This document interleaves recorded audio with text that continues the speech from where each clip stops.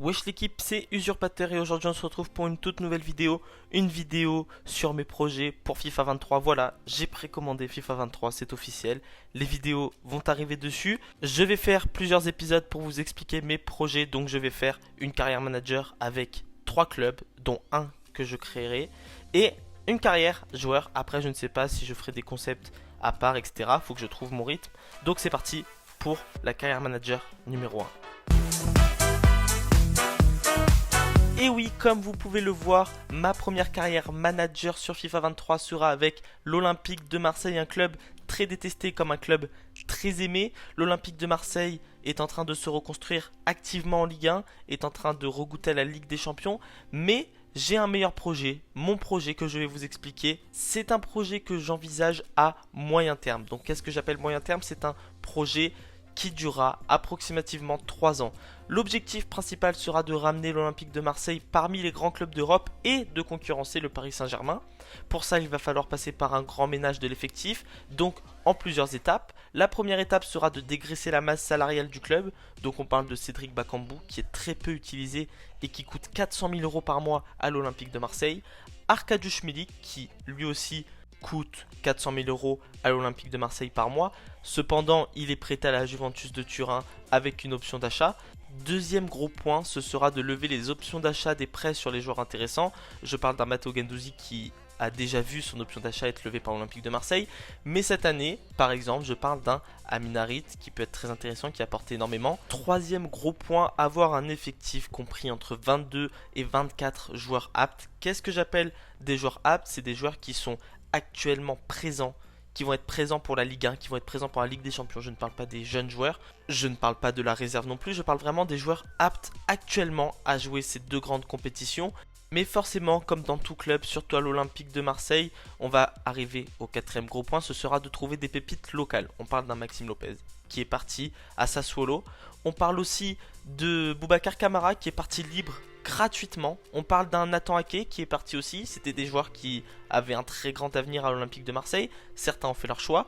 Mais c'est pour ça qu'il va falloir retrouver des pépites locales, des pépites venant du centre de formation de l'Olympique de Marseille.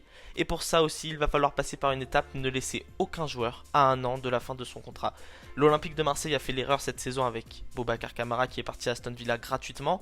C'est un très gros coup dur financièrement. Alors mon objectif sera de garder les joueurs dans la durée ou de les revendre avant leur fin de contrat pour vraiment tirer un profit de ces joueurs-là. Maintenant nous allons passer au projet sportif, le projet qui vous intéresse le plus. Donc mon but sera de qualifier l'Olympique de Marseille dans la durée pour la Ligue des Champions. Essayer de se qualifier tous les ans, donc finir dans le top 3 tous les ans. Mais ce n'est pas tout. Si on peut aller concurrencer le Paris Saint-Germain pour le titre de champion de France, on le fera avec grand plaisir. L'OM n'a pas gagné de titre depuis la saison 2011-2012 où ils avaient gagné la Coupe de la Ligue et le Trophée des Champions. On sait que pour le moment, à l'heure où je vous parle, l'Olympique de Marseille est à 19 points à égalité avec le Paris Saint-Germain. Donc c'est un projet envisageable pour le moment. Et leur dernier titre de champion de France remonte à 2009-2010, donc ça commence à faire. Troisième gros point pour mon projet sportif avec l'Olympique de Marseille, ce sera d'aller remporter la Coupe de France, tout simplement parce que l'OM en a remporté 10, mais la dernière remonte à la saison 1988-1989, donc ça commence vraiment à dater de plus en plus, et l'OM doit absolument gagner un titre sur les 3 années à venir, que ce soit le championnat de France ou la Coupe de France, il faudra absolument, avec l'Olympique de Marseille, aller chercher un titre. Et maintenant, on va se tourner vers l'effectif de l'Olympique de Marseille et les choix que je vais devoir faire.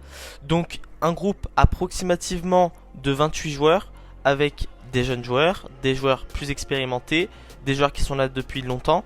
Maintenant, il va falloir se tourner vers le ménage de l'effectif. Il va falloir trouver le successeur de Dimitri Payet, qui a 35 ans, qui va commencer à s'approcher de plus en plus de la retraite.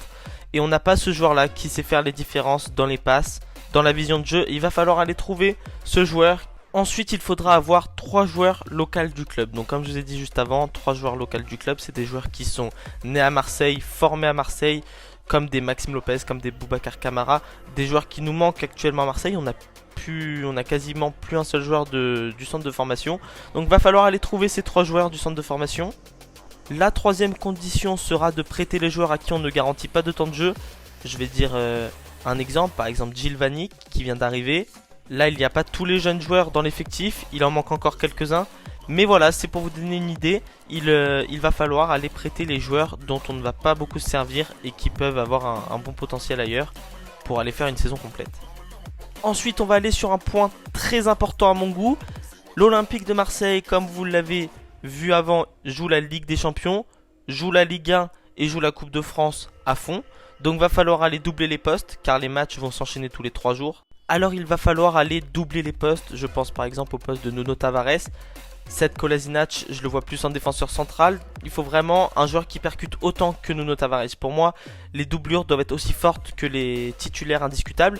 Et justement, en parlant de titulaires indiscutables, il n'y en aura pas dans cette équipe. Tout sera basé sur les performances globales des joueurs. Avant-dernier point, faire partir les joueurs dont je n'en aurai pas l'utilité. Je pense à Cédric Bakambu, c'est un exemple, je ne sais pas s'il va me servir ou pas. On verra ça au match amicaux. En tout cas, voilà, faire partir les joueurs qui me serviront pas pour leur donner du temps de jeu ailleurs et pour renfouler les caisses de l'Olympique de Marseille. Dernier point, ce sera de garder l'effectif avec un âge moyen compris entre 23 et 26 ans. Actuellement, l'Olympique de Marseille a à peu près un âge moyen de 24,5, je dirais, un truc comme ça, même peut-être 25, pas loin en tout cas. Donc ce sera de garder des joueurs très expérimentés, mais aussi voir l'avenir dans le club et garder des joueurs à très gros potentiel. Et voilà, c'est la fin de cette vidéo. Si elle t'a plu, si tu veux un épisode 2, like et abonne-toi.